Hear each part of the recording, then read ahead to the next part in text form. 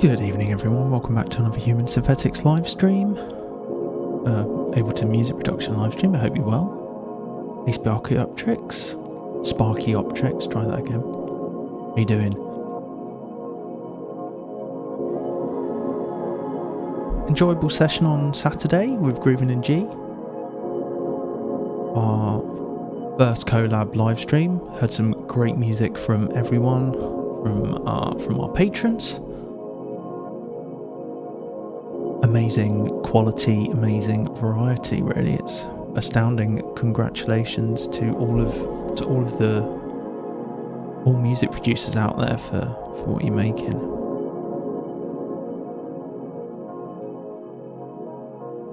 Yeah, I'm pretty good here. Change of seasons now, evenings are drawing in.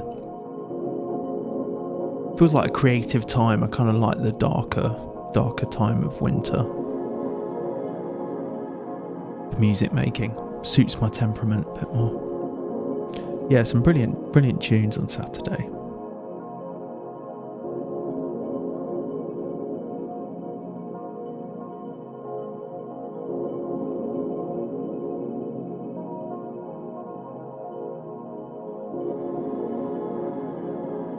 Yeah, so what have I been up to since Saturday? I've kind of been working more on my live set. I'm not going to do anything on that this evening. I did a pretty good run through the other night, and that's probably where I'm going to leave it now ahead of my show tomorrow, which is I'd always advise a couple of days apart from something like that, you know, like any live performance thing, to kind of let it sit and to kind of not destroy the improvisational energy or excitement that you get when you haven't rehearsed a set, when you haven't DJ'd for a couple of days, but you're feeling up on your game. So, and I've played with it, I've kind of rehearsed with it so much now that I'm getting a little bit, you know, I don't want to get bored. So I'm taking a break from that this week, but I will be sharing that on the whole live set on Patreon. So links to all that stuff are in the description if you're interested.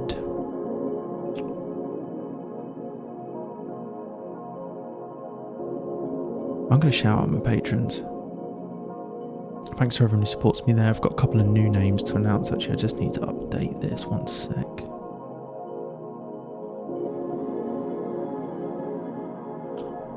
I don't really have a plan for this evening. Got some things in mind. There we go, that's better. Yeah, a couple of new names to announce. George, thanks so much for your support on Patreon. George CS. Liam Hardwick, thanks for pledging on Patreon, really appreciate that. DST, thanks so much. Stupid and Harland, thank you too as well for your support on Patreon. Hope you're enjoying it. Hope you're having fun messing with the stuff on there and downloading everything. Yeah, really appreciate everyone who supports me on there. You know where all the links are if you're interested in finding out more about that. Thanks very much to all my supporters there. Cheers.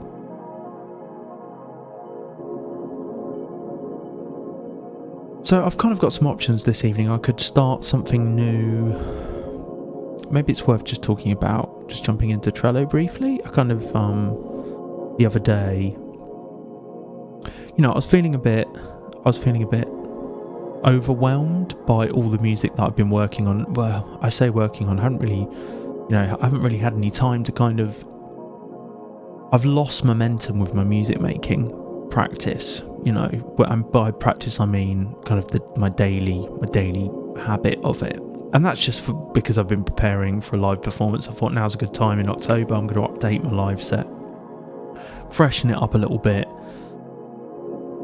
And so that's been my priority this month, as well as like the plans for the track feedback stream and next month too. So music's taken a little bit of a back seat really. I've started a couple of new things, or I've been messing about in Ableton every day, but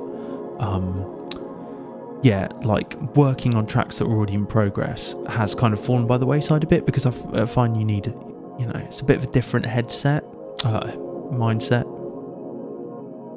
different headspace kind of working on music in progress. So basically what I did in between now and well, whenever I've had my Trello board open last time on here, probably a few weeks back now, but I kind of went through all of my works in progress and was like, right, I'm just going to shortlist everything that I think I want to finish, or I want to I'm going to shortlist it just down to like the best pieces, or the pieces that are most promising and that I can see a bit of a way forward with. So I did that, and all of them are in, these are all the tunes here. So I've got plenty to work on. A lot of these I've kind of messed around with on stream anyway.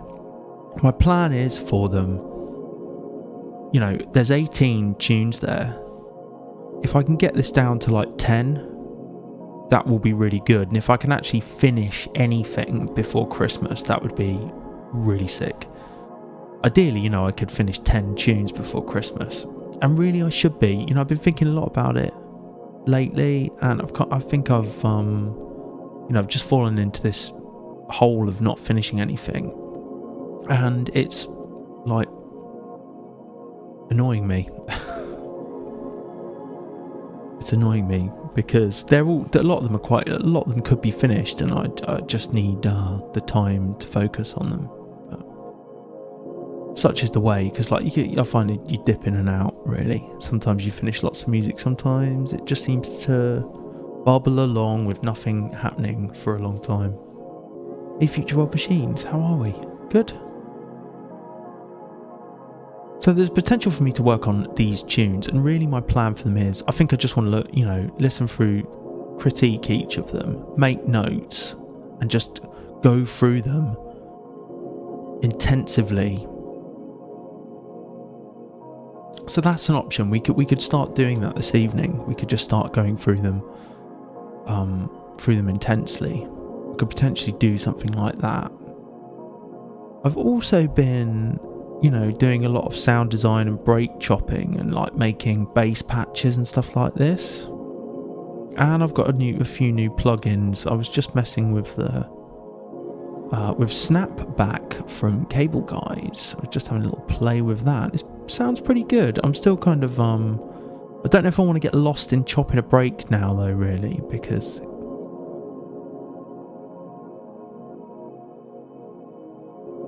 so this is Snapback.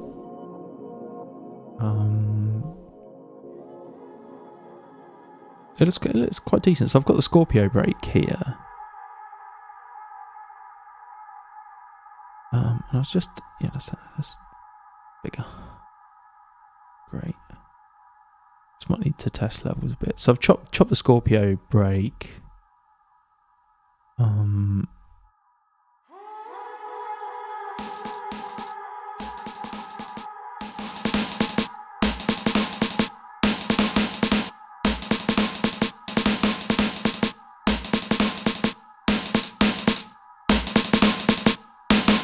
That's probably good level. Let's do the kick drum.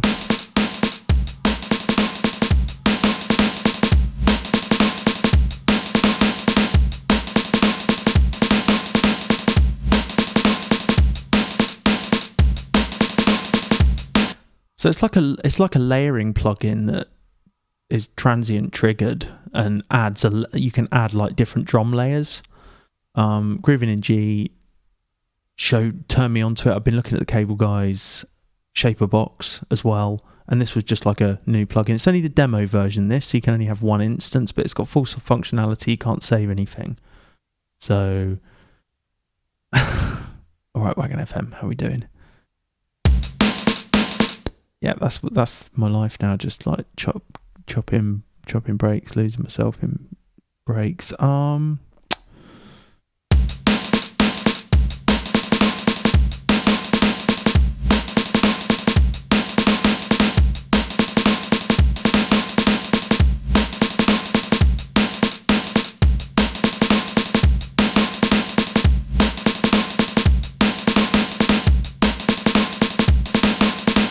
I don't know why it's not triggering now, but let's try again. There we go.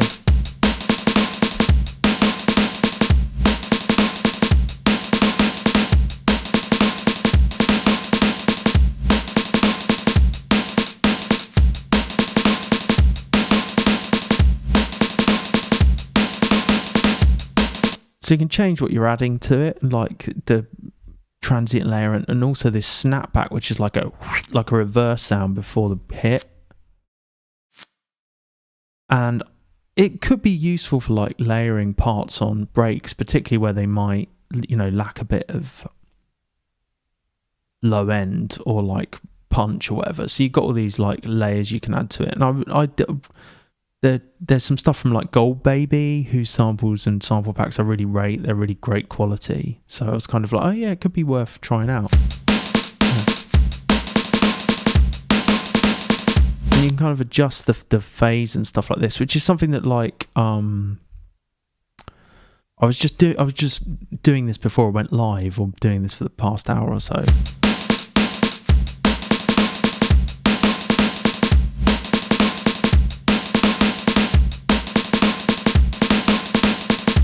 It's not bad, is it? It's pretty good. Yeah.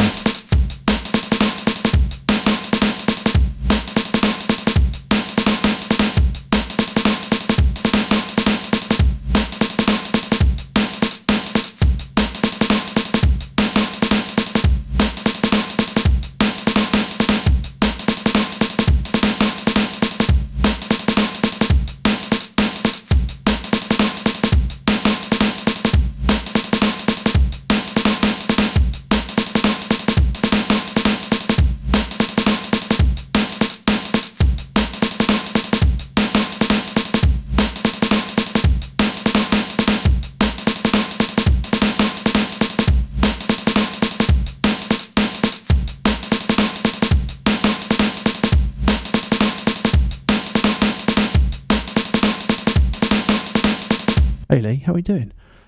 Yeah, so that's Snapback. That was sounding a bit like I feel like I need a bit more time with it, and like I might just shell out for the full version. But like it's pretty good, the stuff you can layer on it. So you can layer like clicks and like attack stuff, body stuff for like, it's like, or like kind of like bottom end. What about like sub?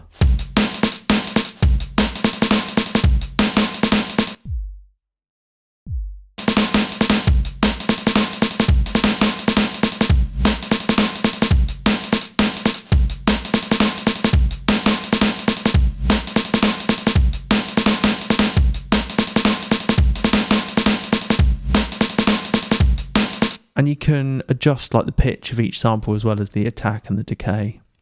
I've literally got it today, so.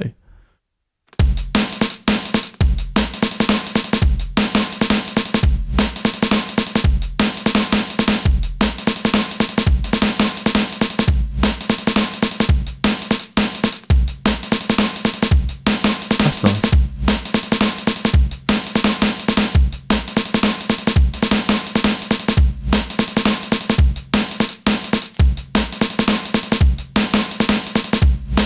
And then with the trigger, you can kind of adjust how sensitive it is. So I've only got it working on the kick drum here.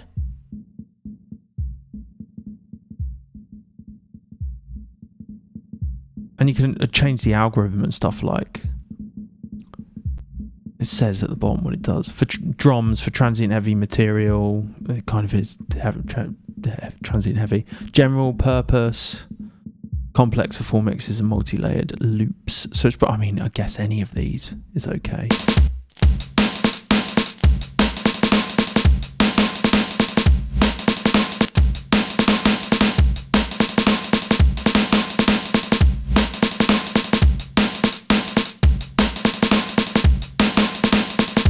Got various other bits of processing on it as well. Devil Lock's great on this.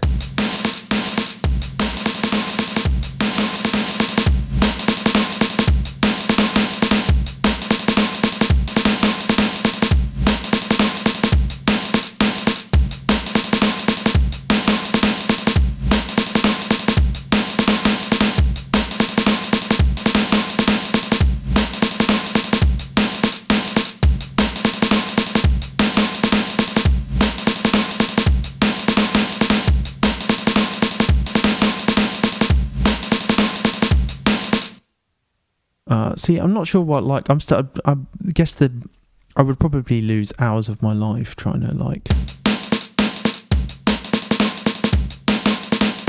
again, I don't know why that's not picking that up. It's probably... Yeah. I don't want the snare though, I just want the kick. I reckon, if I pay for the full version, or if I get the full version, I'd probably have multiple instances on different parts of the break. Alternatively, you know, I could, if you got the break chopped across a drum rack, you could put it on individual hits. I think you can also make the trigger be MIDI as well. So potentially, if I can figure out how to do that, you can actually zone in on a MIDI note.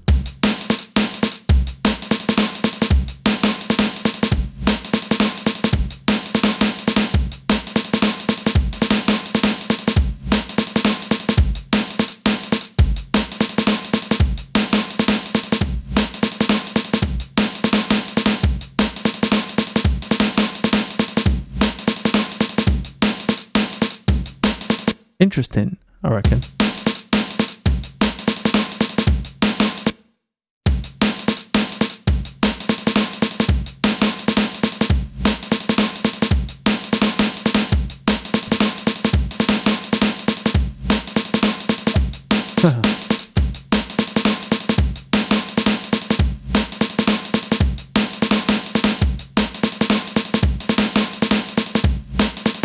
Yeah, the snapback is like a reverse that comes in. The only thing that's bothering me is the snapback's kind of on the start of the kick. It doesn't look like the phase doesn't look bang on.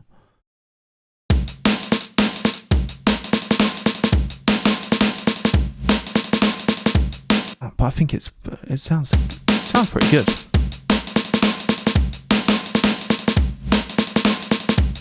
Hey Gresh. What was Stranger saying about it? Was he using it on breaks or just individual hits, I wonder?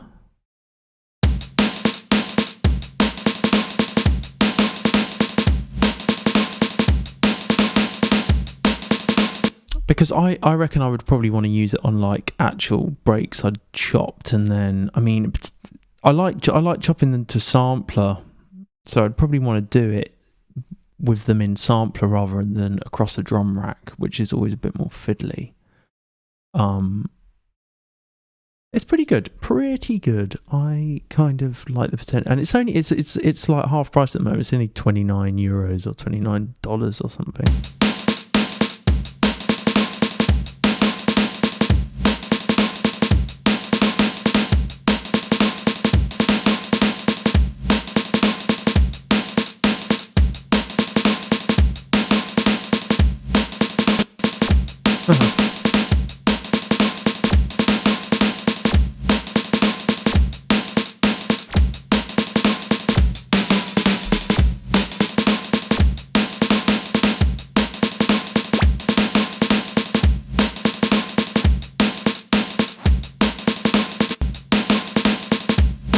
With any of this stuff, I'd probably want to use it like super subtly.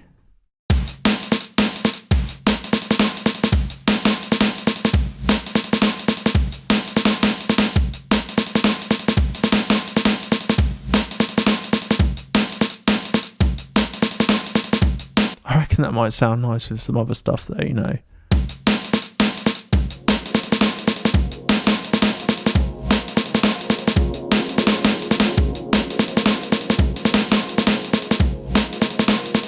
You know, if we got like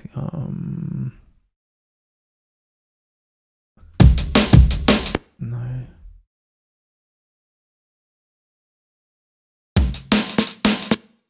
I've got a synthetic substitution in here as well.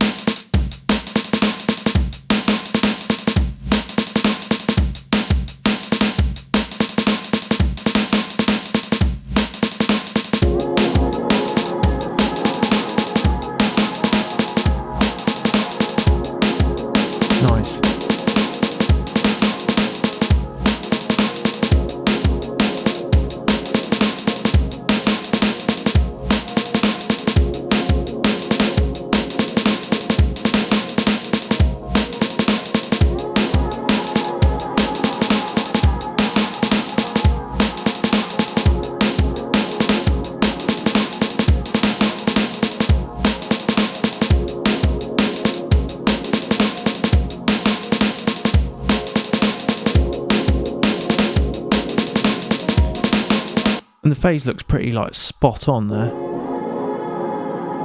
No.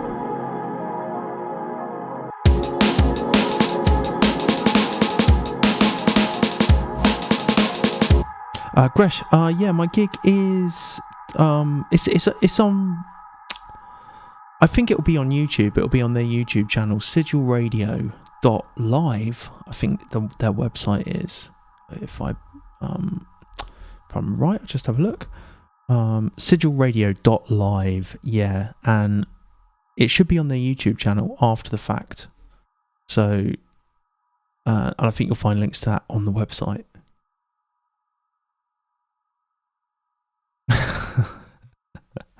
Future World Machines. You don't think that's pretty quick though, layering that sound though, don't you reckon? I kind of like the fact they've got and you can add to your own samples as well. So that sounds pretty cool to me. I wouldn't, I would kind of like things like little clicks,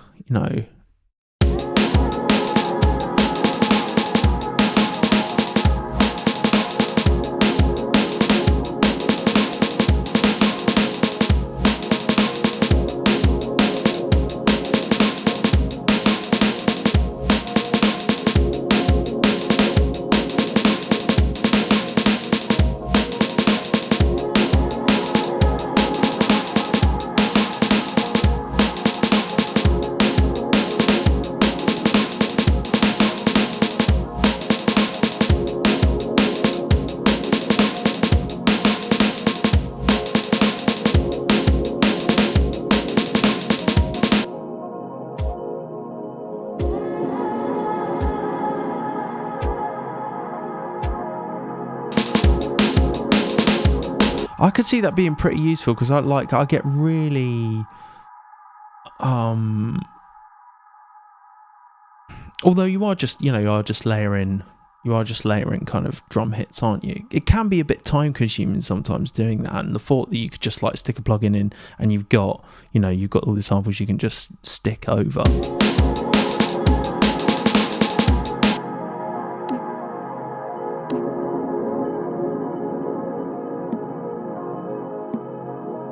But I'd want it for breakbeat stuff or like drum loop stuff. I don't think I'd use it on individual hits.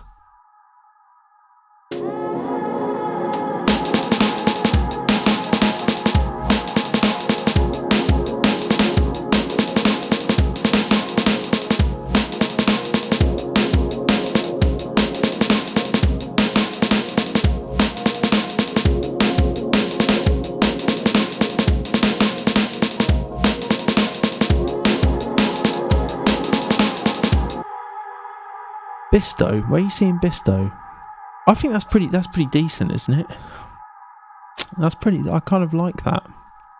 But like with any plugins, like as I think I say a lot, it's like I'm pretty tight with them. I don't really get them unless I really love them and can't imagine. But you can do so much with just Ableton anyway. Sub, where is that then? Bisto, beefy Bisto. Have you got your sub plugged in, Wagon FM? You got your, let's have. So the phase is looking pretty good on that.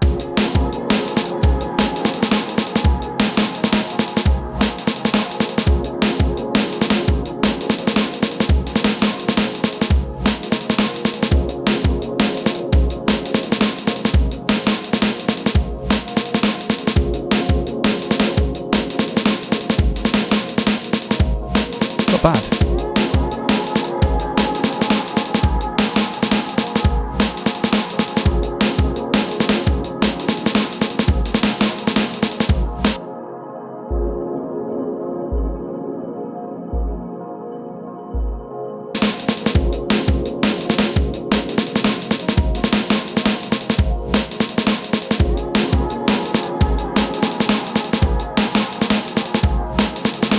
I like that. I think that sounds pretty decent. Like I've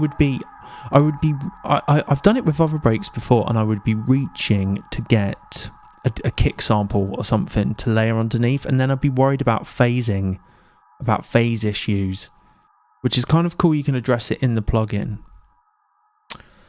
Kind of like, maybe if we just adjust it so we can mess around with the snare now, and I'd show you, like, because I would probably, is anyone else like this where you're looking at plugins and you're imagining all the ways, right, well, if I got it, this is how I would use it, will it do this for me?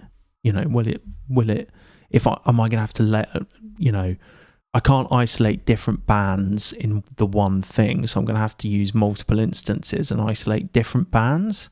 So maybe we can do one with the snare now. So just like,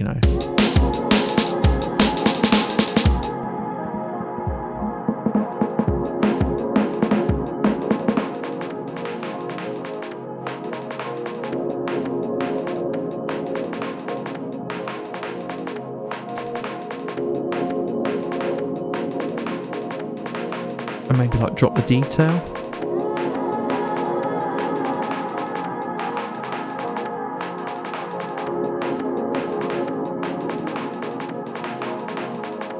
Picking it up, is it?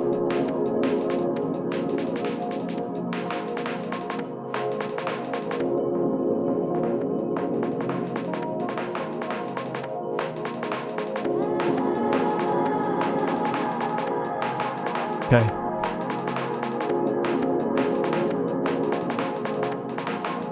What would we have? Like overhead?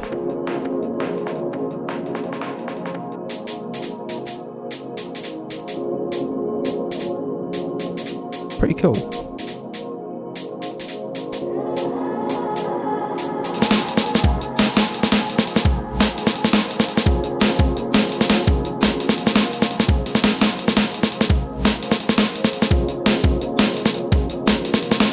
Interesting.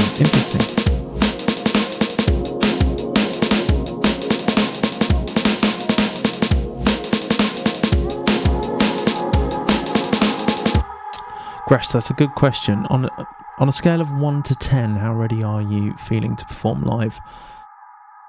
So I've done a lot of live performances now, and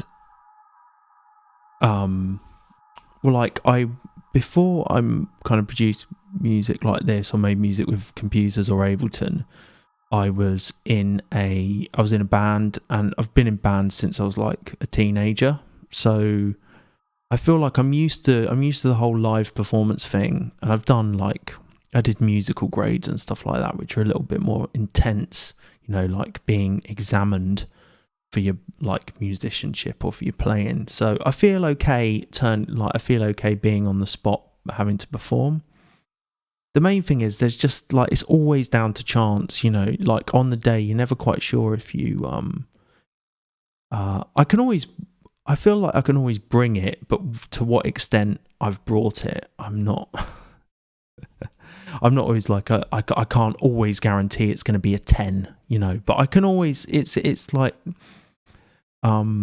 I think nerves are good. You don't want to be complacent, and you always want to push yourself a little bit more by adding things that you're not quite sure are going to work, because I think it's good to have that little bit of fear and risk.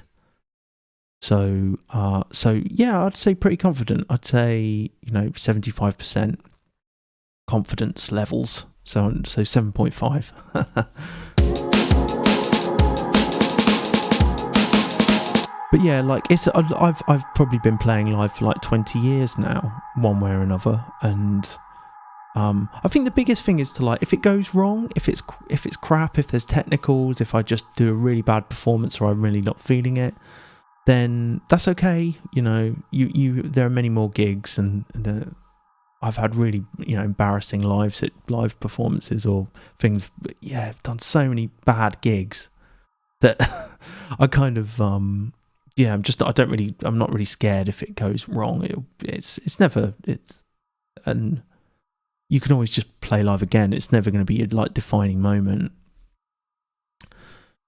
unless you're like Puddle of Mud doing that Nirvana cover. I think that was pretty career ruining.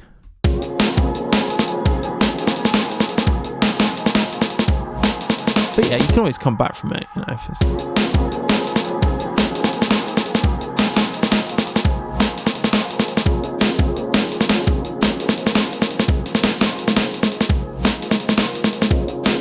I feel like it will take a bit of, it's going to take a bit of like,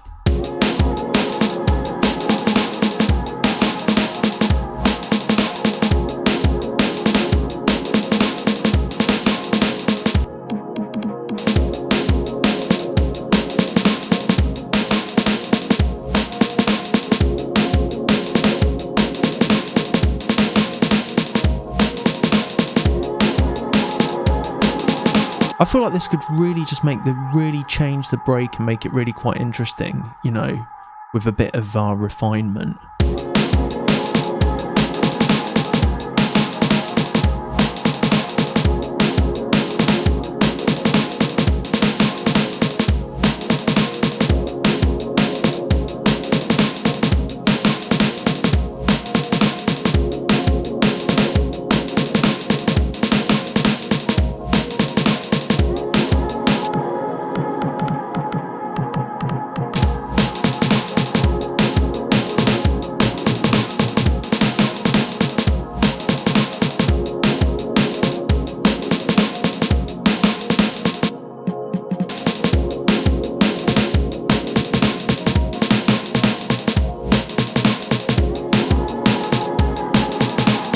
Yeah, cool, that is pretty nice.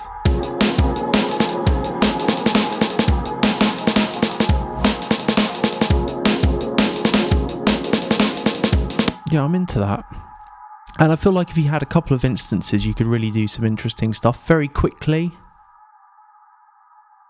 Very quickly. I think that the main, like, I can easily lose, like, once I've worked on a break for like a few hours, like in terms of like the sound of it and the processing, I kind of like can't really go back to it. I'd rather just start again at some point and start again from the beginning and kind of just try and do everything a bit quicker.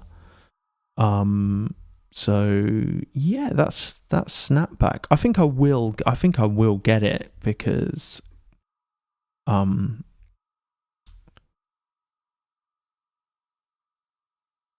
but whenever I play with stuff like this, it's like I bet someone could build this in Max for Live.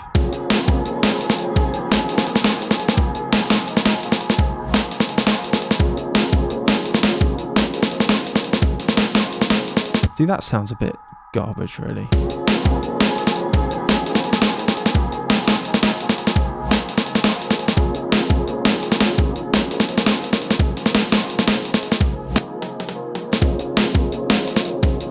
Just help cut through, help it sound a bit more modern, like without over processing or having to like distort it or compress it or EQ it too heavily. Cool. We pretend passing. What are we doing? So yeah, that's Snapback. I don't really think I want to. I'd have to buy it to explore it a bit more now, wouldn't I? So, and it's a bit too late to just be chopping breaks. Maybe we should just like turbo cycle some of these songs. Should we just see if we can bash out some moving forward on a few of them?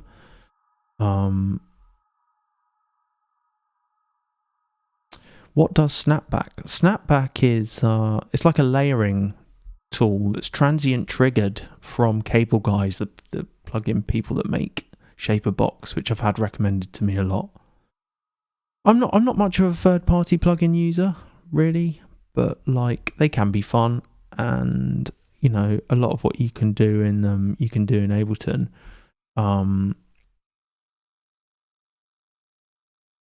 It's like a layering plugin that's layers, you know, layers drum hits, layers drum sounds, layers sounds over drum transients or drum hits.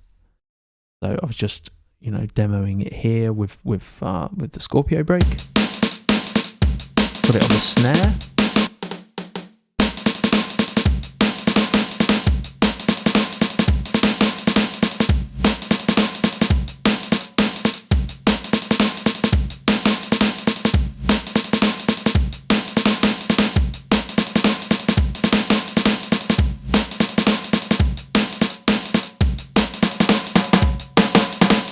And it follows the dynamics of the hit.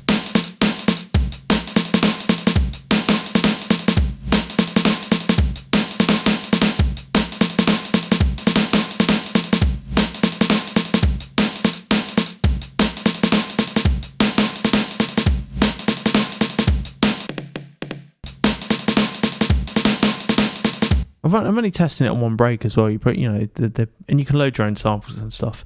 Yeah, I think I will get it. And I will. It'll be good for like making my own breakbeat loops, which I'm doing all the time. Kind of just practicing that. They're getting better slowly over the years, I think. Transient, it's more of like a layering tool. It's more for it layers actual sounds.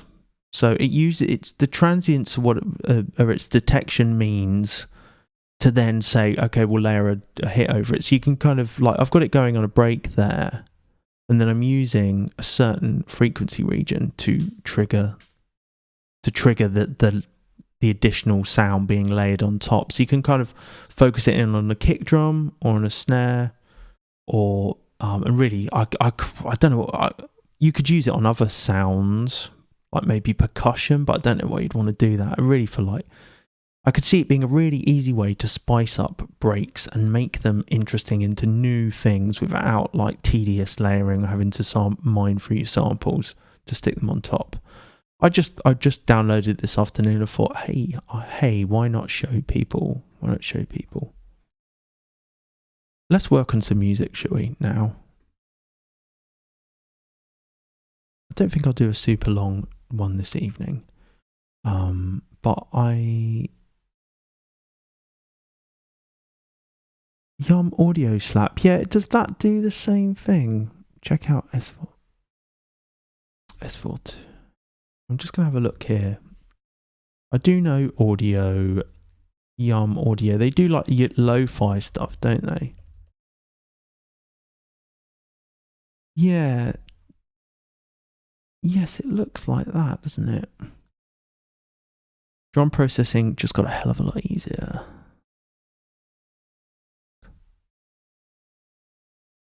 So this is a bit more IC, so you can kind of like customize each thing. It's almost like a synth, isn't it? I'd say that it's similar, but the difference would be that it's not synthesized layers. This looks pretty cool.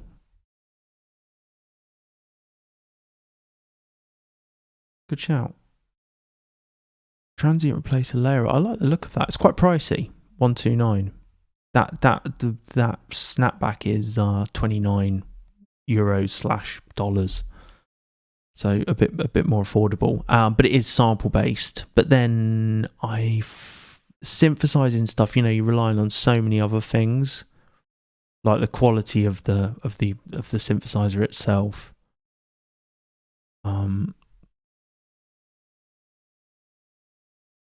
All right, I'm going to go, let's jump into this emotion, shall we? I'm just going to find this on my other thing here.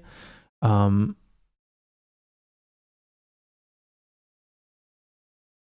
just going to try and be really sketchy with these, and like the main aim is that we want to like push all these tracks forward.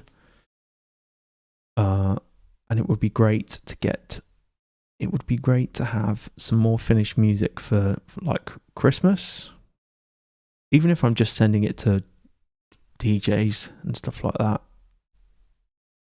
Okay, so emotions. When did I last work on this? I don't know if I've worked on this on stream. This one started back in 2021.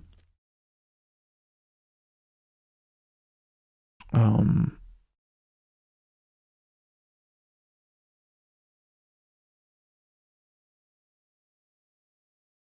just trying to find it. Yeah, so I went through loads of tracks and kind of shelved everything I just wasn't feeling, and like I can always come back to it, and there'll probably be some tunes that people liked that I've just shelved because they were doing my head in really, and I'd rather just like clear the decks for stuff I kind of want to work on.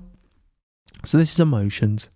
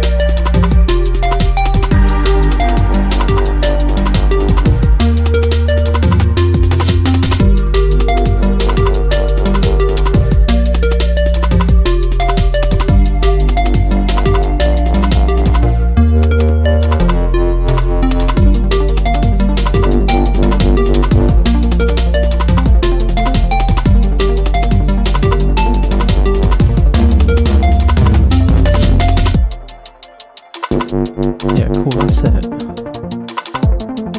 Really. I think it just kind of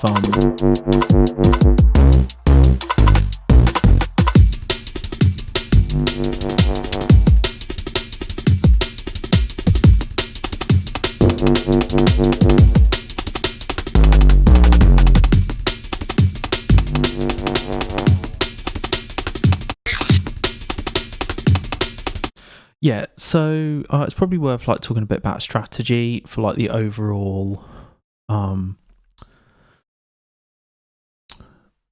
Gresh, great questions, thank you. Do you do your mix downs on monitors or headphones? Is it something you find difficult or straightforward? I do everything on headphones. I do have a pair of Yamaha HS5s, like, but I guess like, so honestly, my approach is probably that, you know, I get the opportunity to like hear it in a club setting or like on a very loud sound system, which is usually, you know, happens at like the listening sessions night in Birmingham. Like a producer showcase where we can take our tunes and we play them on a big system. If anyone is in Birmingham, like they should check listening sessions out, and I'll be at the next one in December. Like, it's worth the trip. It's worth coming to Birmingham to play your tunes at listening sessions. Like, if you are based in the UK and it's not too far, because I think that informs so much like my mix down process. Because really, if it works there without too much mixing and too much futzing and too much audio processing, then I'm usually I feel like I'm onto a winner.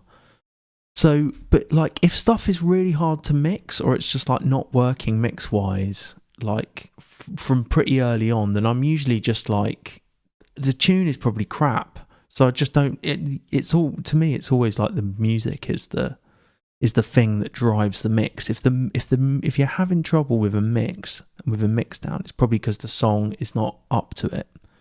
That is my honest thought on it. Like, if it's a good song, it kind of mixes itself, really. And like key makes a big difference, as well as your choice of sounds. I find that like in drum and bass and jungle, or like things that are gonna hold up on a sound system, you need that low end weight, and I'm only kind of realising, you need the punch of a kick, like you've got in this whip is a good example of it. Along with the sub, it's like really basic.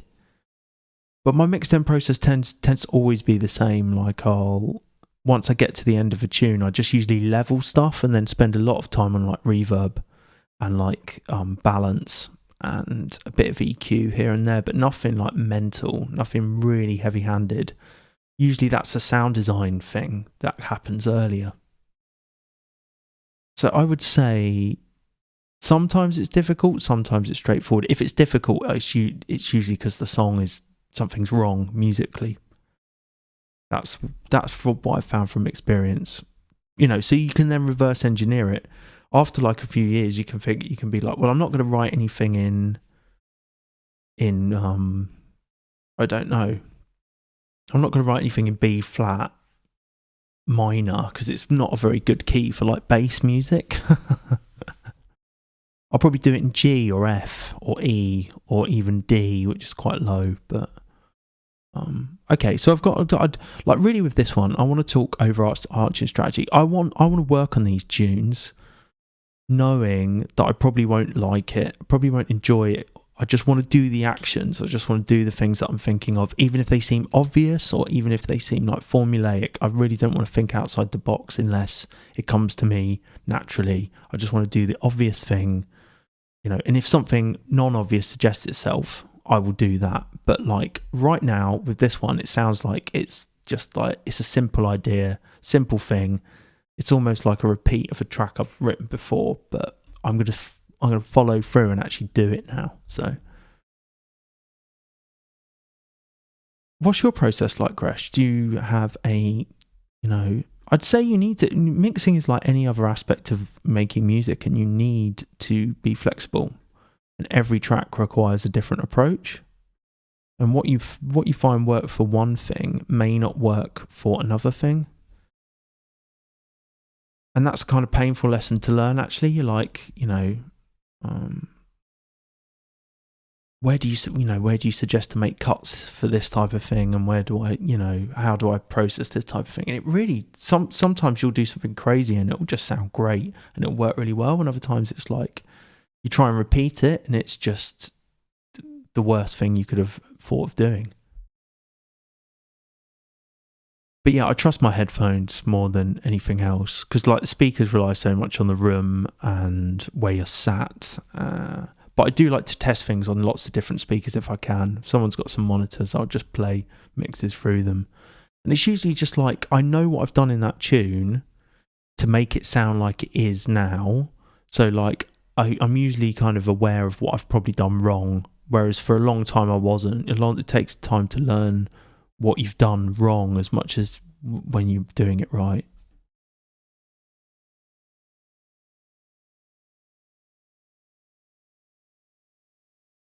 Imprints, what are you thinking?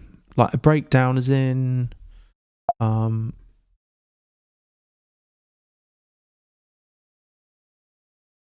remix, not a remix? Okay, so right, we're just going to keep this nice and simple now. And I'm going to try and ignore all the things that I think are wrong with it and that I like. And the doubt and the it's too simple, whatever. It's okay, so like, we've got a 16 bar intro, a breakdown, another like 8 bar breakdown, and then a drop.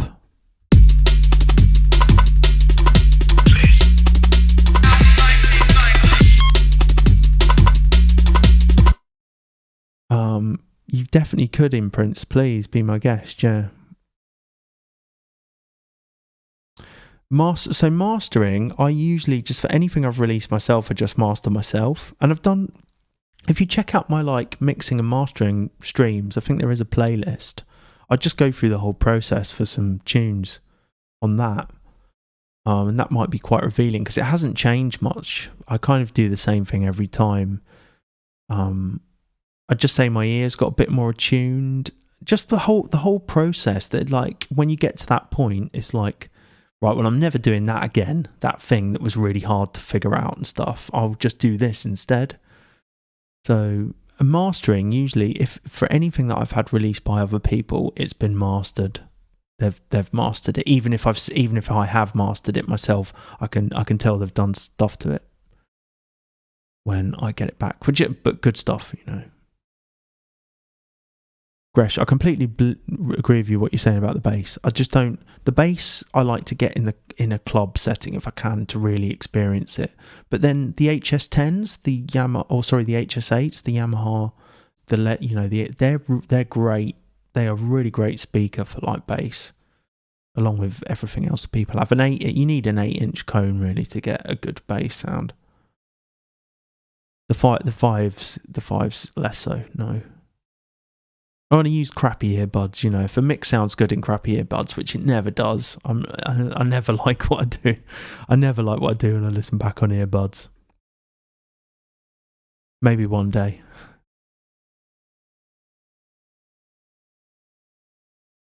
Yeah, I think it's... I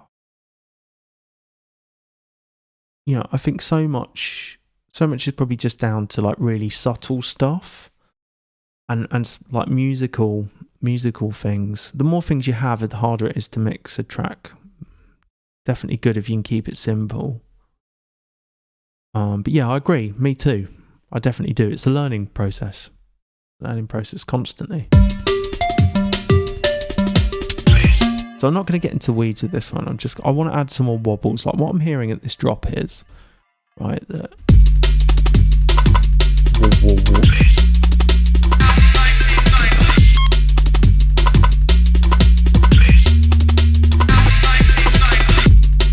I've got it here. I don't like that, but like... No, maybe we could...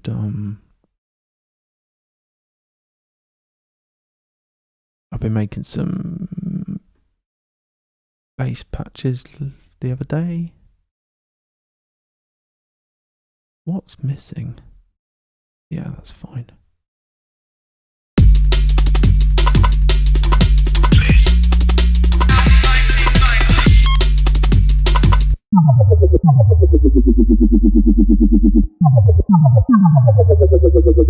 It's a bit fast.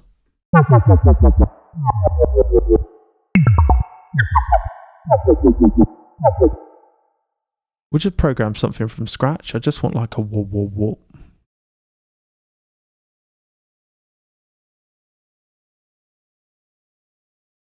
Probably like a square, you know?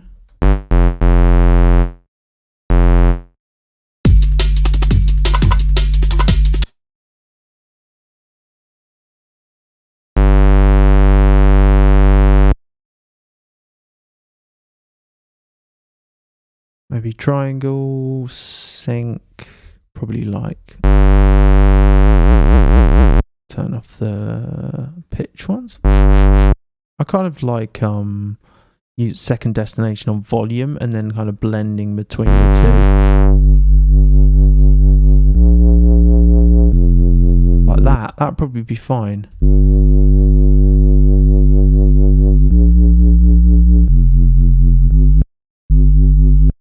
You know.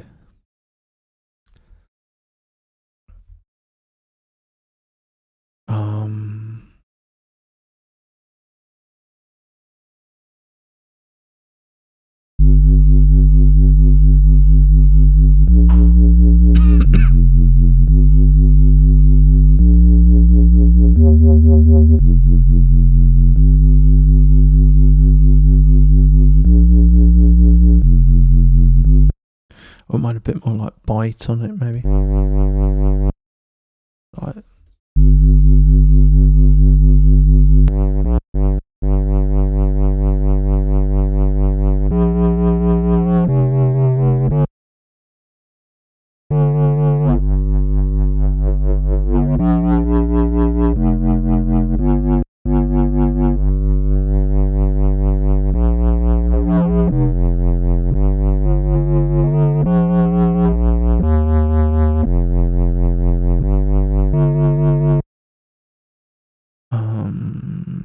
Don't want this. You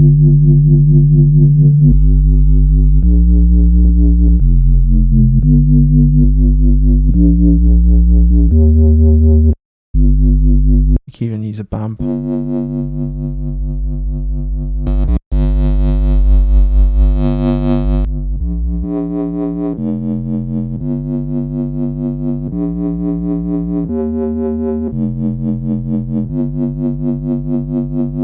That could be cool, maybe.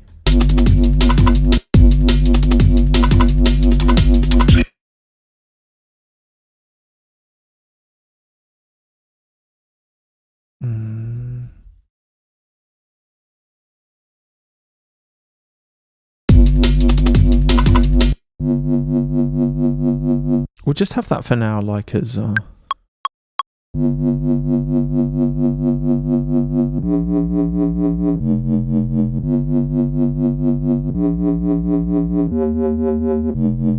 just do the full thing.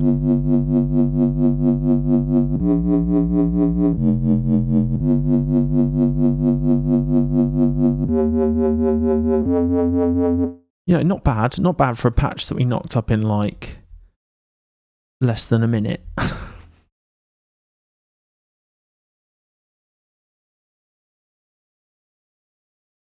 Genelecs are a really excellent speaker from whenever I've sat in front of them.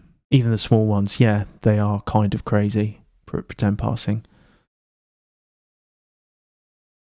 Future World Machines, yeah, I've always got my stuff. I use Dropbox at the core of everything, so I can test it on any speakers that come up. You know, a little Bluetooth speaker that I've not, you know, even if it's a crappy one, I'm like, oh, I want to hear it on that. Play it at parties. You know, it's really great if you can just like put your tunes on subtly at parties and see if anyone just doesn't be like. If someone says, "Is this you?" You know, you kind of that's not good. You want people to just enjoy it, and then not even notice. That's a winner. And then the mix doesn't matter, really. Genelecs are sick. Whenever I've sat in front of them, they are very, very good. Even the small, tiny ones. They're quite pricey though, aren't they? For 10 passing, they're not cheap.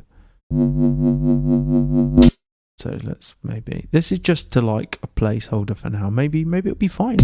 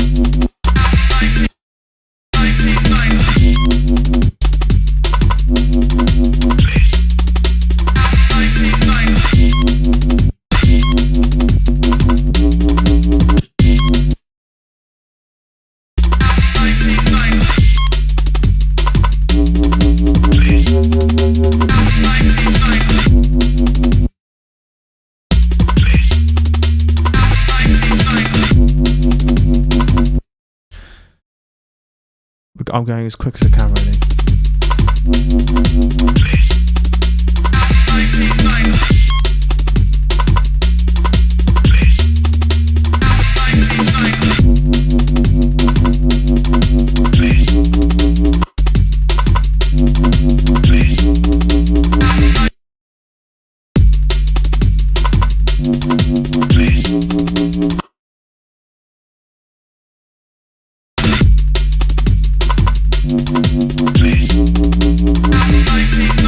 It may be that, you know, it's better on like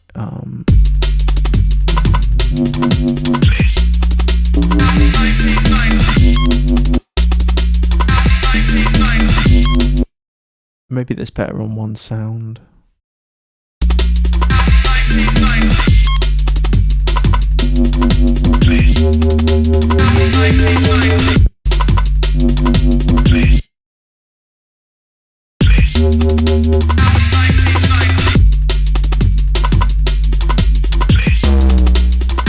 Because I do it here, don't I? Look.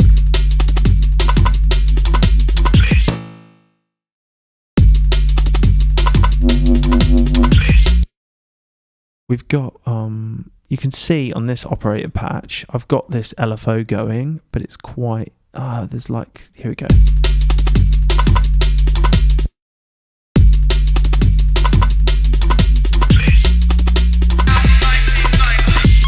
It'd be nice to have, you know.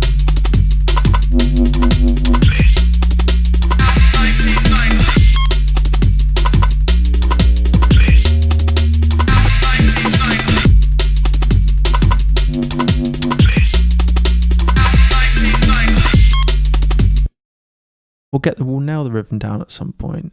I don't want these stabs. I want to try it out. Right, so maybe.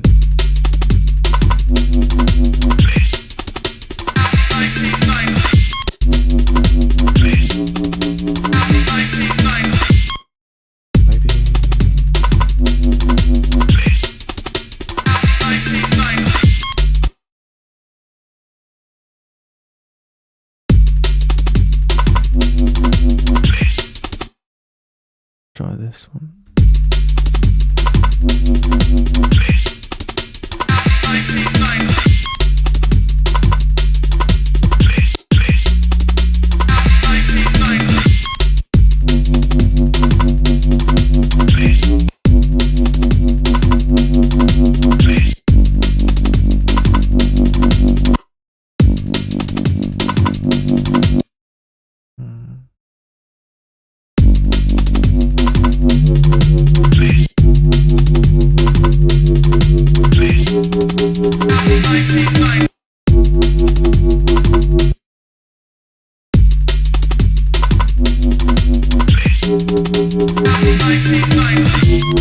Yeah, something like that, like a call and response.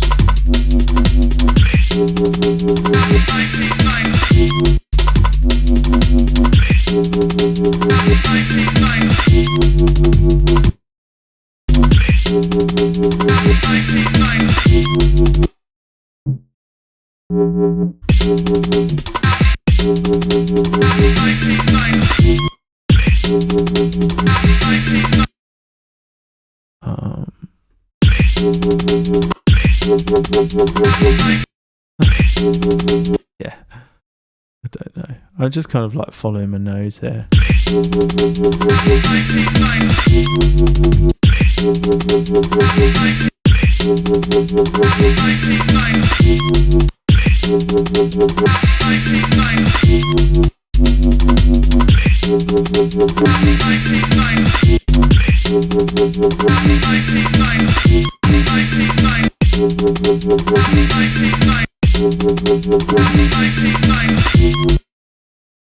It might be that this operator patch, we don't want it on like a bandpass. I'll keep this in anyway, square bass, because like we've got it. We could try. It might be better with this.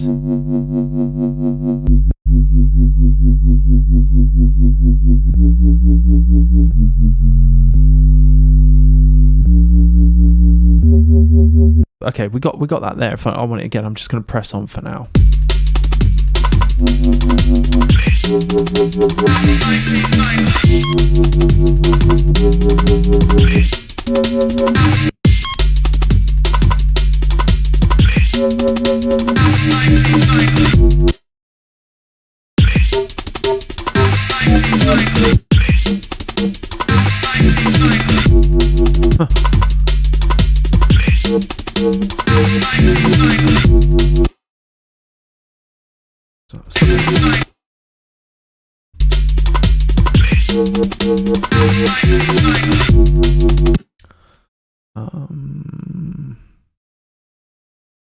This is getting a bit crazy. We can like resample in a bit though.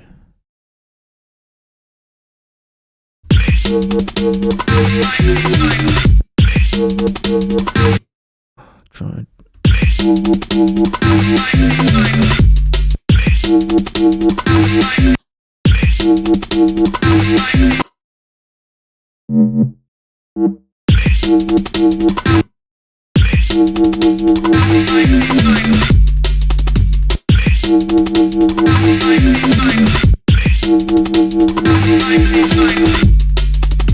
You know, you could do something with the pitch maybe.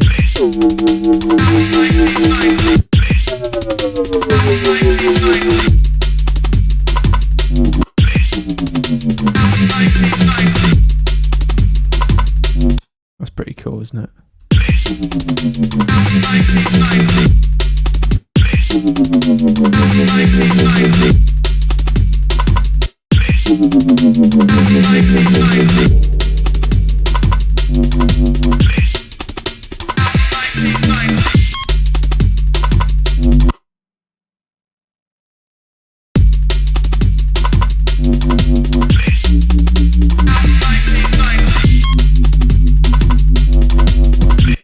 That's pretty cool, isn't it?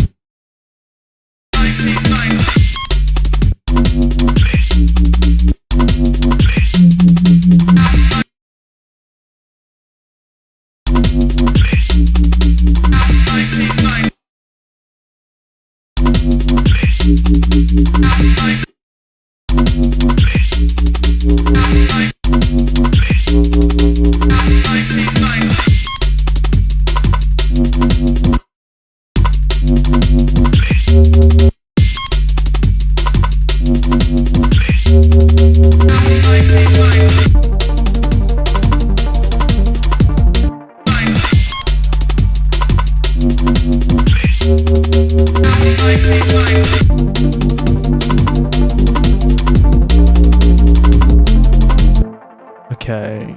Yeah, okay, like this is good.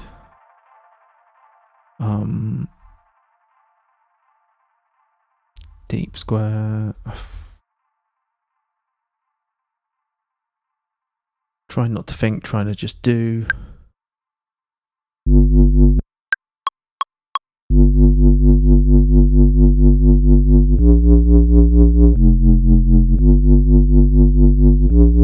fresh, yeah.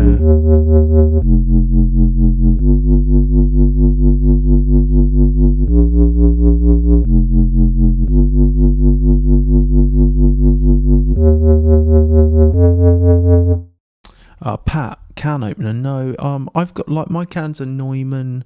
They need replacement earmuffs. I need to get some because I've used them to death. No headphones can survive more than a couple of years with me before they just get destroyed. So no, just kind of as they are. But I think the process of testing on many systems, many speakers, trying to like notice how your stuff sounds in different rooms, and then I don't know, just constantly, listening to music in the car and stuff like that, and trying to reverse engineer what's worked for other producers and stuff. Like, so this track, for example, right? This, I can't say this would be necessarily my best, most groundbreaking work, even at this point, but the kind of following the process through and exploring, seeing if there's always something to learn, even if it's like not necessarily. I mean, one thing that I have noticed is like my bass sound design, just like whipping up stuff like this, is a lot better than it was like 5 years ago. I couldn't have done any of this. I would have been going for presets and being like, oh god, but now I know how to kind of make the sounds I want to hear, which is like, I couldn't do that before. So let's call and response for this bass thing.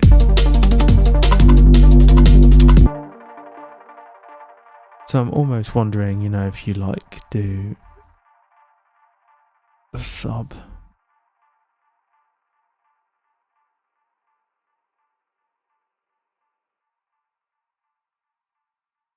I'll just wait for this sound to die down.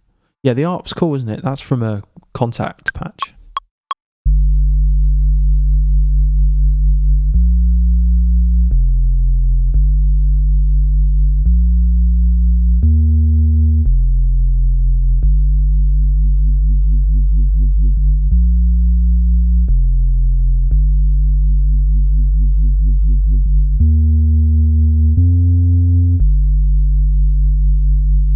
I mean, I think, listening to that as it is, we could probably get that sound, couldn't we? Like, what even is it? It's like a triangle wave. You could it's kind of doing it already, isn't it? It's almost a bit like you could have an erosion on it or something. I don't know why I'm searching for that.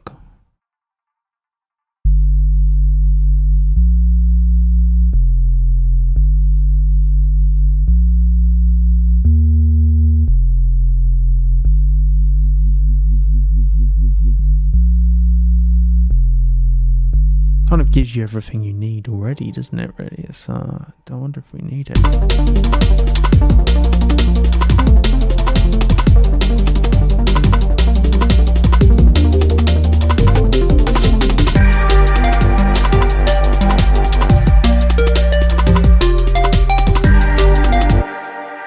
I think we'll follow the process through, though.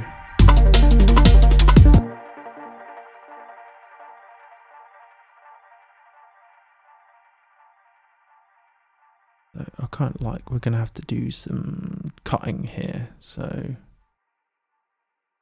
it's going to be ridiculous.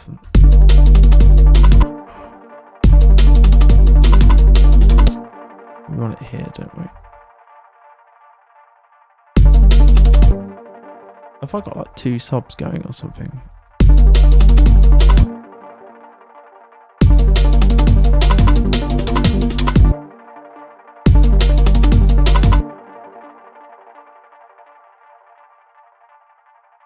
I never normally go into like this much detail, really.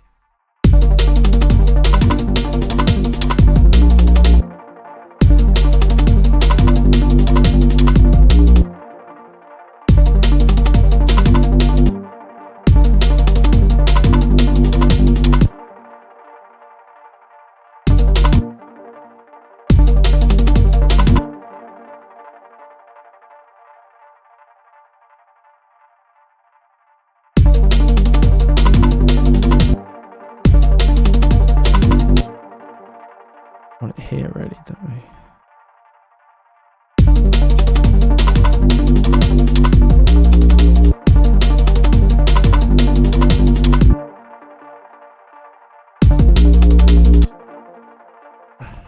Could be the best one.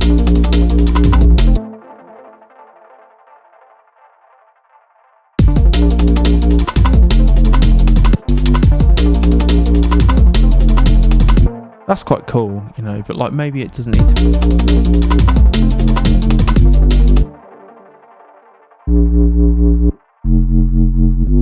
Have I got a room?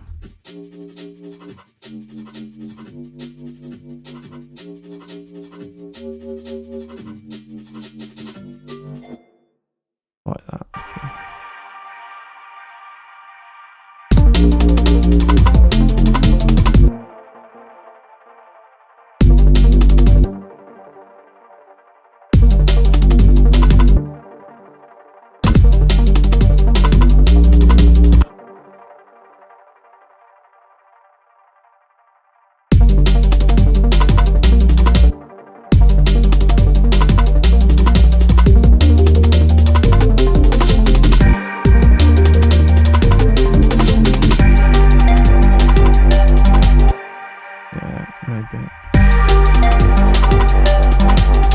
I don't know what's doing this. Where's this?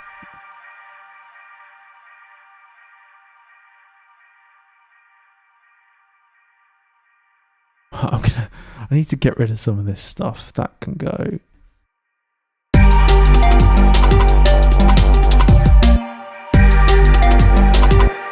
Is it you?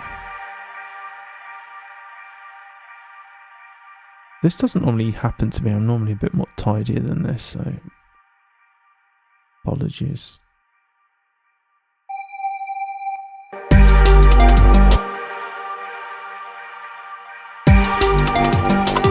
That's there. That's quite a nice bass sound, isn't it? That's like trem. Okay, so yeah.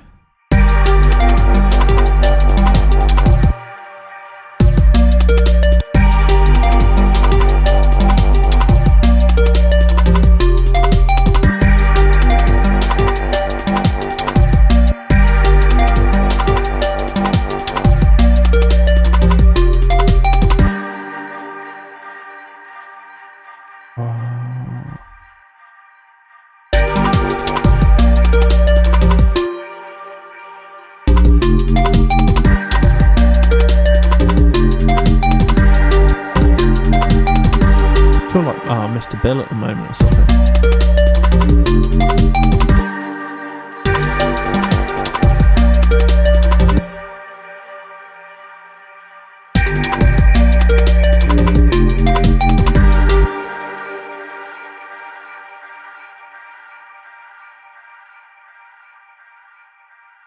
This'll do.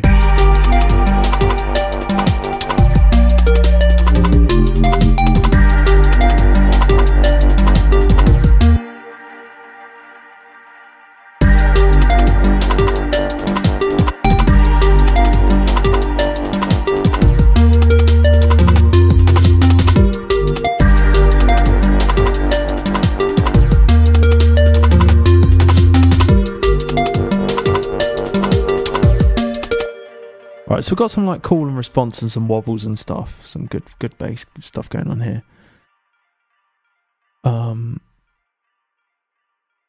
Media files are missing. Yeah, I know what this is. This is one like a bass patch thing. Just kind of ignoring this. Yeah, I think all they're set to random, the colours of my things. You can do that here. Auto assign track colours. Yeah. Kind of quite happy with that. So we got some like corner.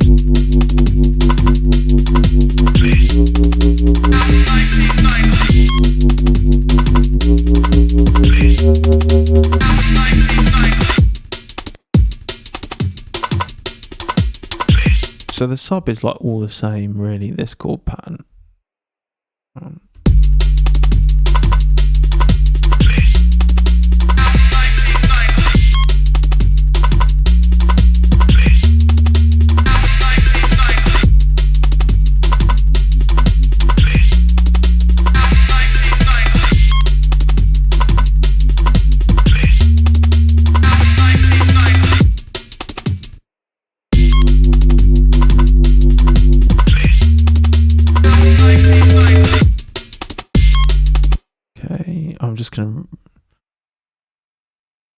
resample this little bit here.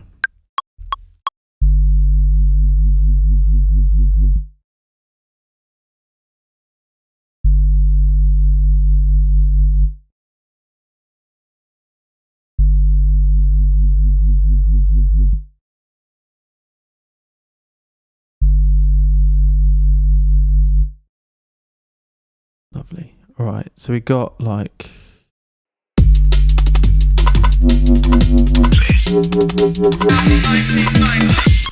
these need some reverb, don't they?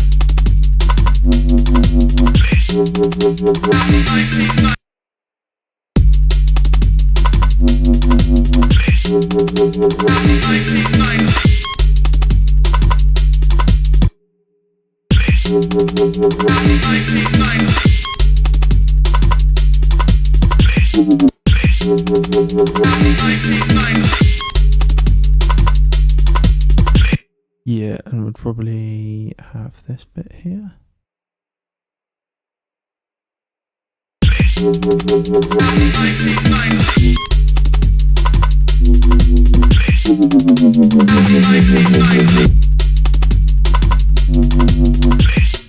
So these reverbs like are not how I'll leave them.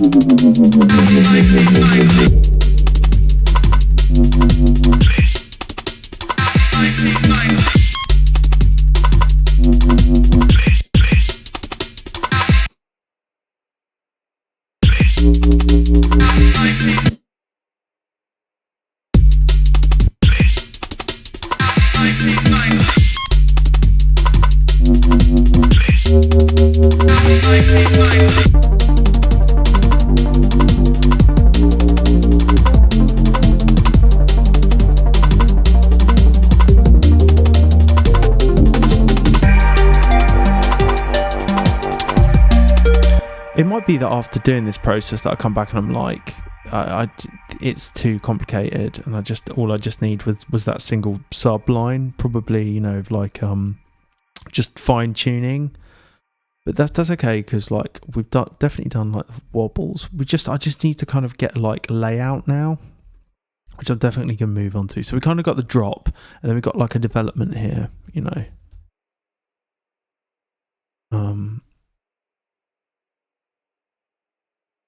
Yeah, do you like what's your favorite? Like these colors are pretty. This one, it's kind of like organ colored or something, isn't it? Like internal organ colored. So development, you know.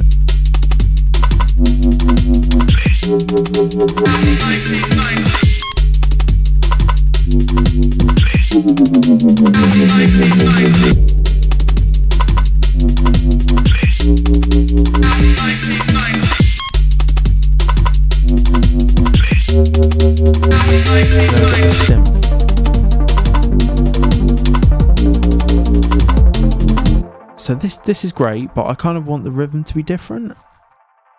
This is this contact instrument.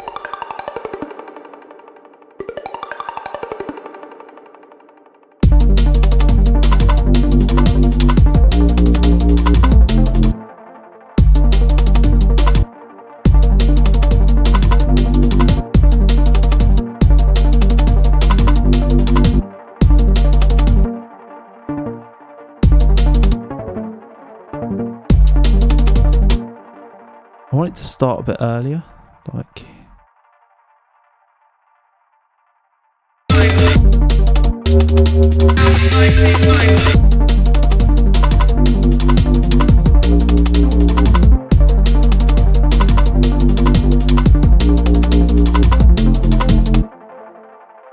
Down, up.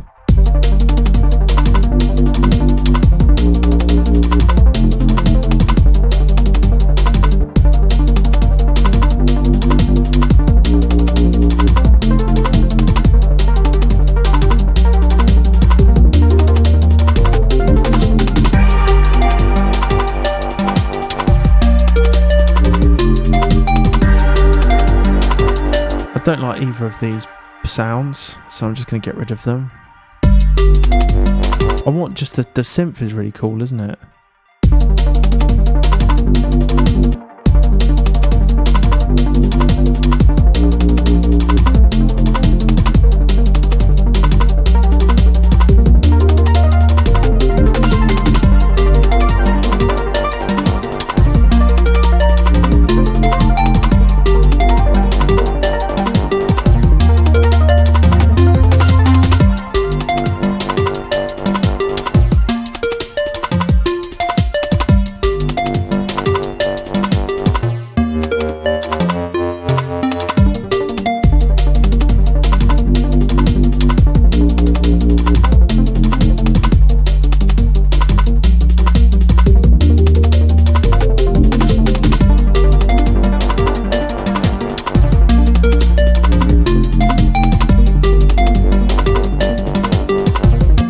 to do. Like, I don't know why it's starting after. Yeah, it's like it should start on the, you know.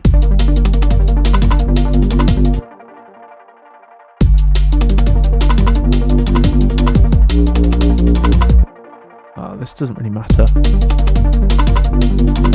Maybe I'm overthinking it. I think I'm going to record some automation, so we'll just do that now, just to give myself a flavour of what I want it to be doing. And like, I'm trying to adopt a carefree attitude with these, but like, whether or not that's going to work, we'll see. So let's have the cutoff down to start with, yeah.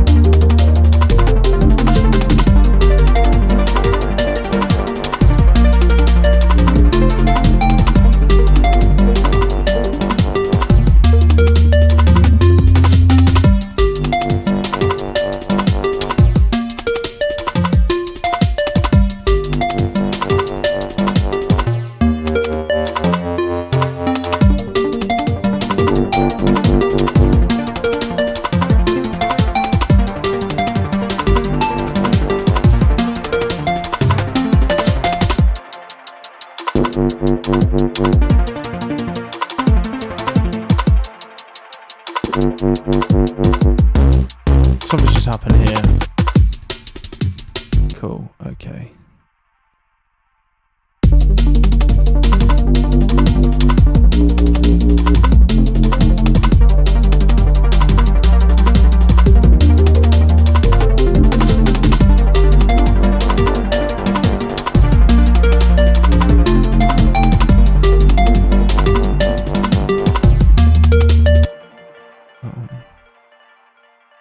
I think we're in F, aren't we? Let's see if I can find just a kind of a vocally thing, maybe. I just want it to be smear it, you know.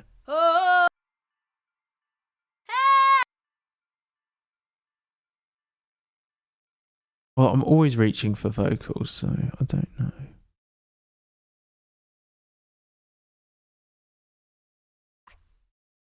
I don't really want to add more sounds.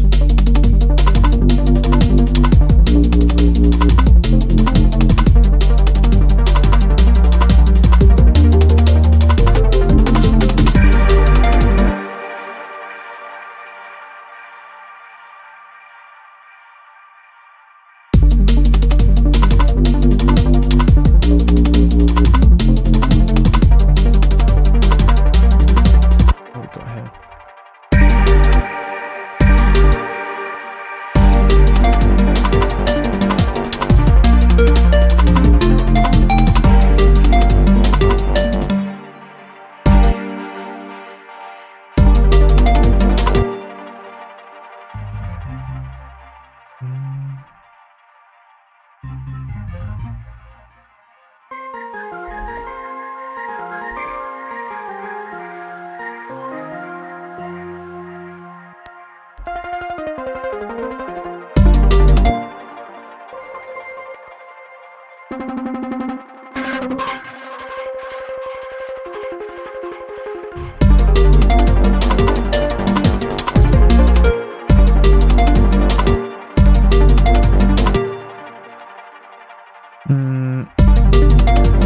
No, I don't know. I'm just preset browsing here, so let's just scrap that for now. I know that I want something to happen here. So where's that bass? I want that bass to go.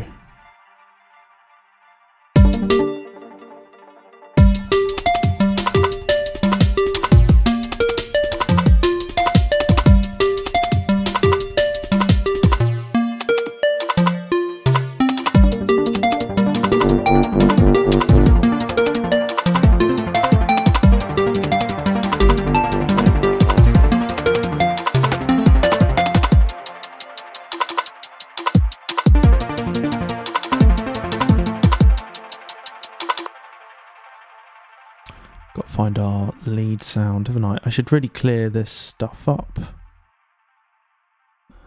What is this pluck? Oh, it's such a basic synth.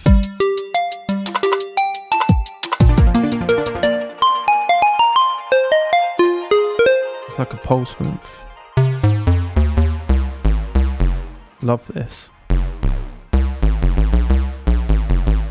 Like a little Max for Live device.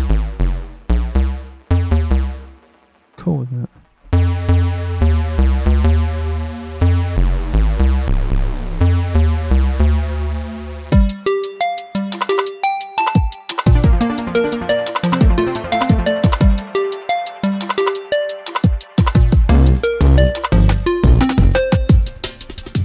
Alright, and then a drop again there, really, isn't it? The aim is like to finish stuff. I'm not particularly bothered about it being the best thing I've ever done.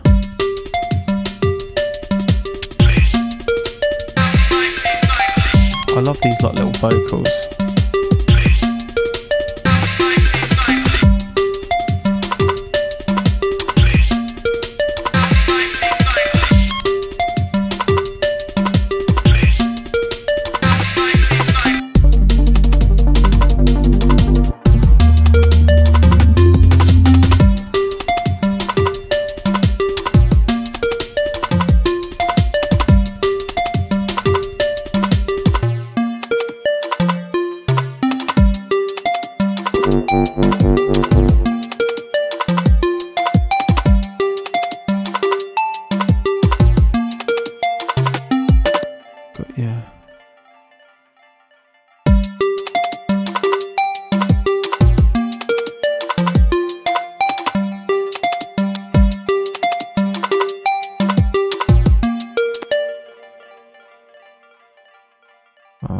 I don't use the Finks.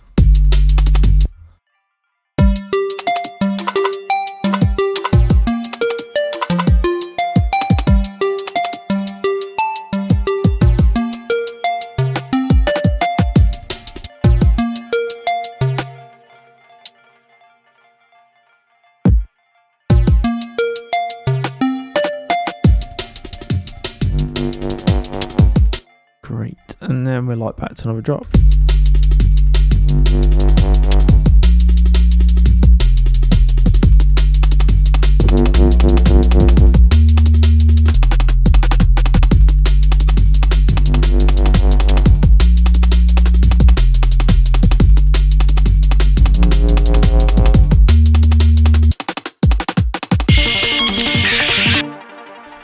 Jeez.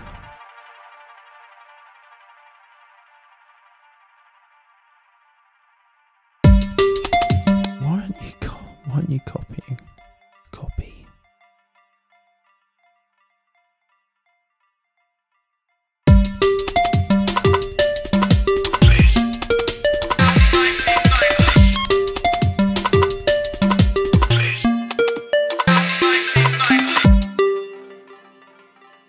This is all like, I just want to get a full arrangement down, do you know what I mean?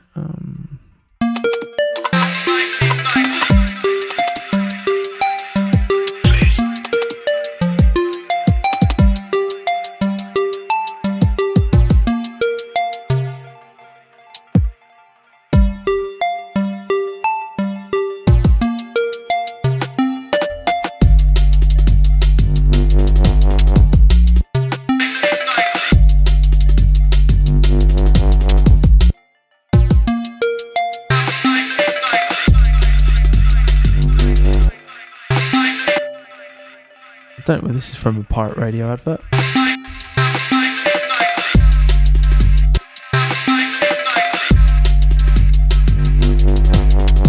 But all these effects are rubbish at the moment.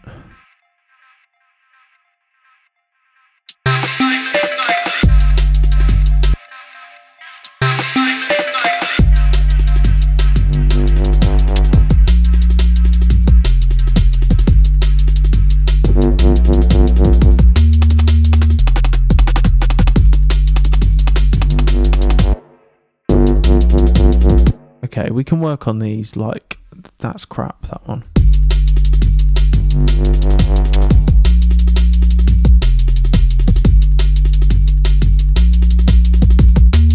I probably might even change the chord progression.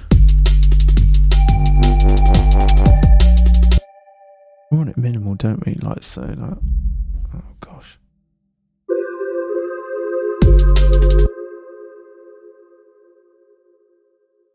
What key are we in?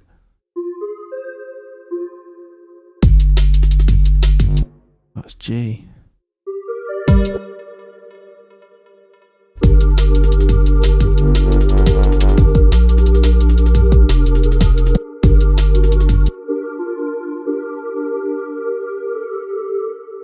Something like that.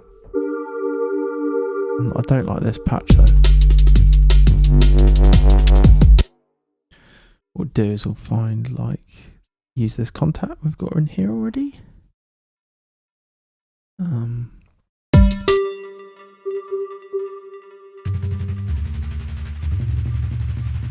This is cool, this thing, Vibe Rewind.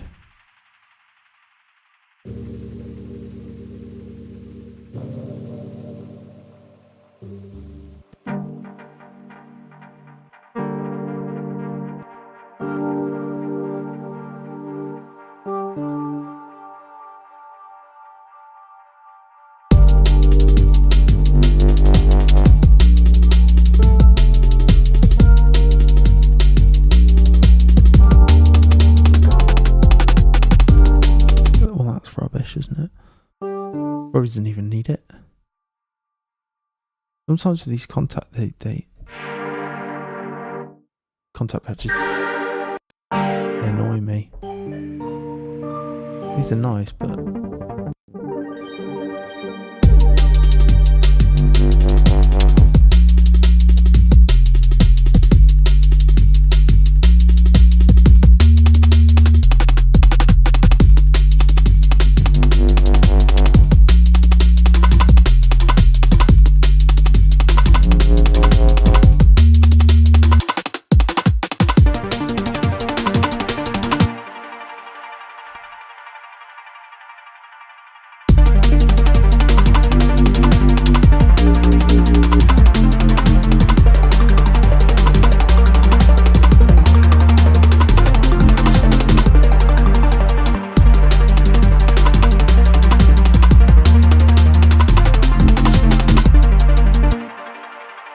what's going on with you?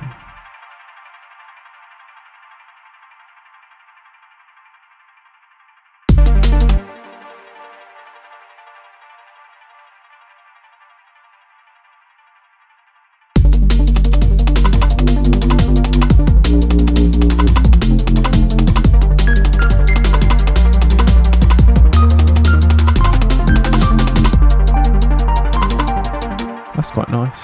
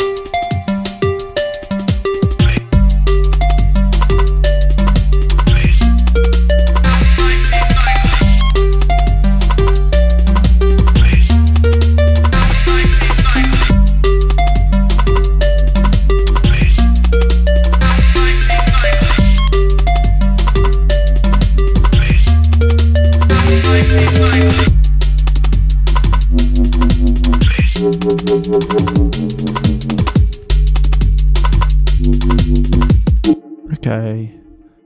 Right, so we've got a bit of a layout. Let's keep going. I'm just going to try and lay this out as much as possible now. So we've got like a second drop. You know, if I could get it to 3 minutes 40, it'd probably be fine.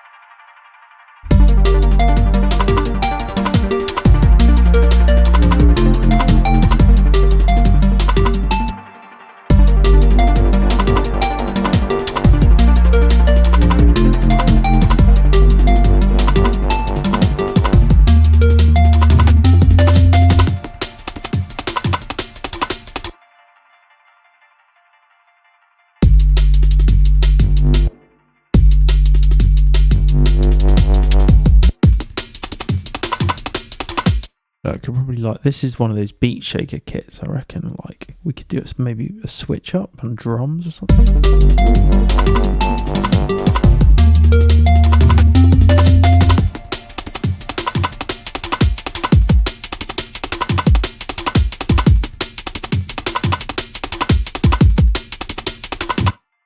Could be cool.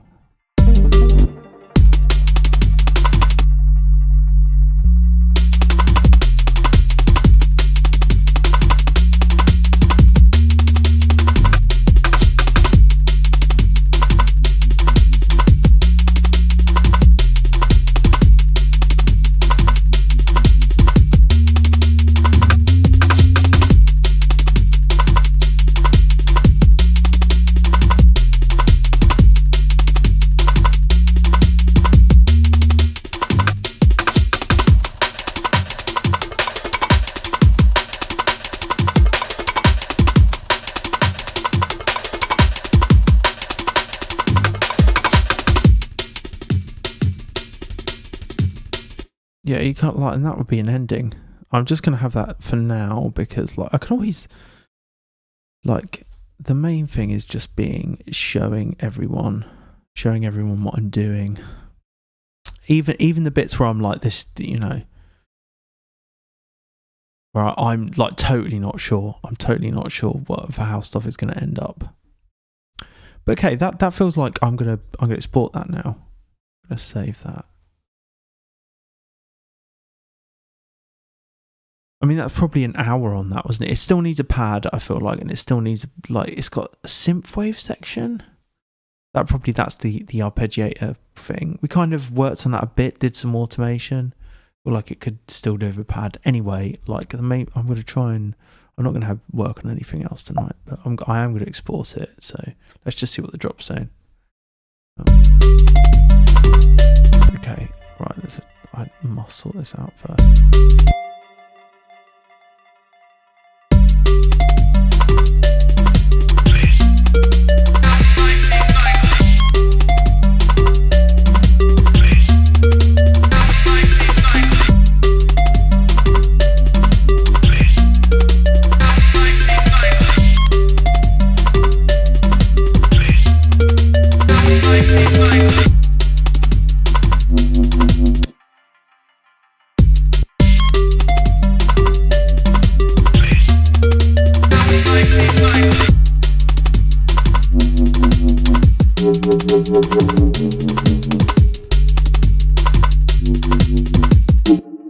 Okay, that's all right.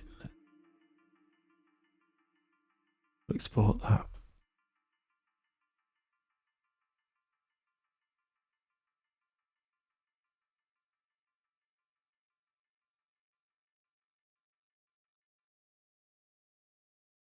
Cool. Well, that was pretty good. Like, we had a look at Snapback and we worked on a track. Let's diary this on. You know, maybe this will be nothing. Maybe this won't make the cut. But the main thing is just like documenting it. Let's save this.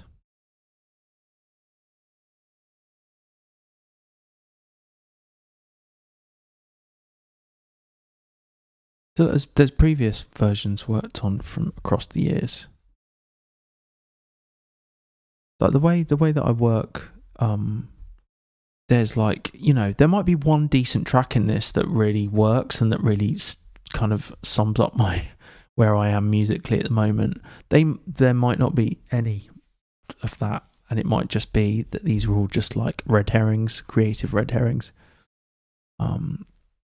But I'm just going to work through them methodically, one by one, whether I want to or not, and whether I think that I should play them on stream and work on them on stream or not. I'm going to try and just be honest with myself and with everyone that this is how I would do it. I'd just give everything a fair chance, because you never know how it's going to develop. Cool, but that was Emotions.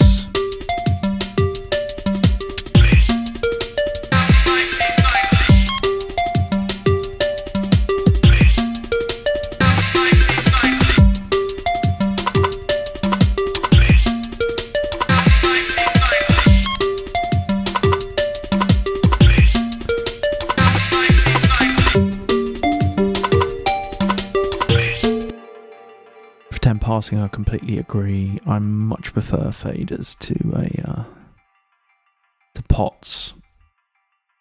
All right, I think I'm going to wrap up there anyway. That's pretty good, really good. Felt like a good session.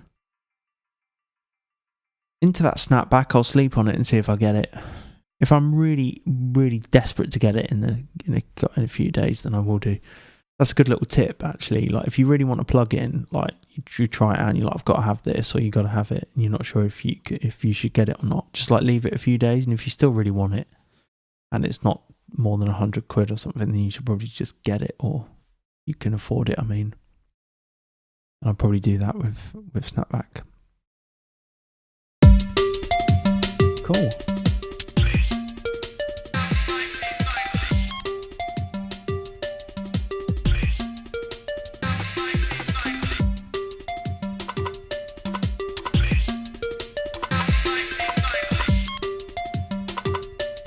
Alright, I'm going to sign off now, I think, people. Have a good week. Do check in on sigilradio.live tomorrow at 9 PM. Check out my live set, see how it goes. Shout out to my patrons. Thanks to everyone who supports me on there. George, Liam, DST, Stupid, or Harland. Thanks so much for your new support.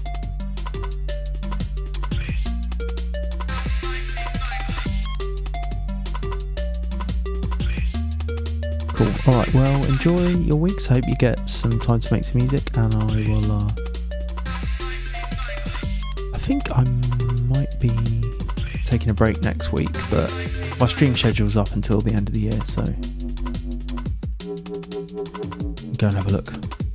Alright, have fun, people. Thanks for watching. I'll see you around. Cheers.